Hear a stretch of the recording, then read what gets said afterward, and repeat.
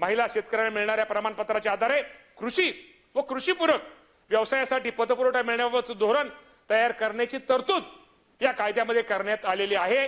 त्यामुळे निश्चित प्रकारे बचूभाऊ अजिबात आपल्या त्या बहिणीची काळजी आपण सगळ्यांनी करू नका।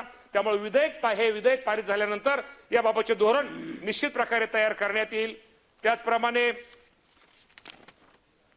शेतजमिनीवर महिलांचं संयुक्तपणे नाव लावा हा विषय आपण खूप सगळ्यांनी घेतला, पण या बाबतीमध्ये संयुक्त सातबाऱ्याबाबत महसूल विभागासमोर निश्चित प्रकारे समन्वय साधून या बाबतीमध्ये भविष्यामध्ये आता आपण सुरुवात आहे त्या बाबतीमध्ये काय करणं गरजेचं आहे त्या बाबतीमध्ये एकत्र समन्वय साधून त्या बाबतीमध्ये कारवाई सभापती महोदय करण्यात येईल।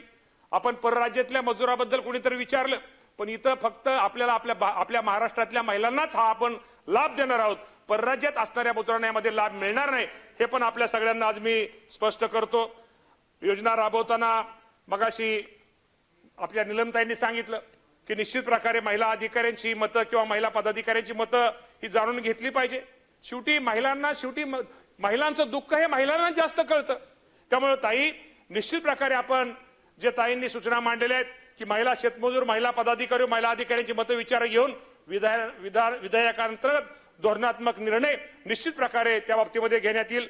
आणि सदर कायद्यामध्ये सभापती महोदय महिला शेतकरी प्रमाणपत्र देण्याचा अधिकार ग्रामसभा व नगर पंचायती सभेस देण्यात निश्चित प्रकारे आलेला आहे। तसेच यामध्ये कुठलेही प्रमाणपत्र देताना दुजाभाव व अन्याय झाल्यास ती महिला शेतकरी ही तालुका कृषी अधिकारी दर्जाच्या अधिकाऱ्याकडे अपील करण्याची तरतूद आहे। त्यामुळे कुठल्याही महिलेवरती या बाबतीमध्ये ताई कुठलाही त्या बाबतीमध्ये अन्याय हा होणार नाही।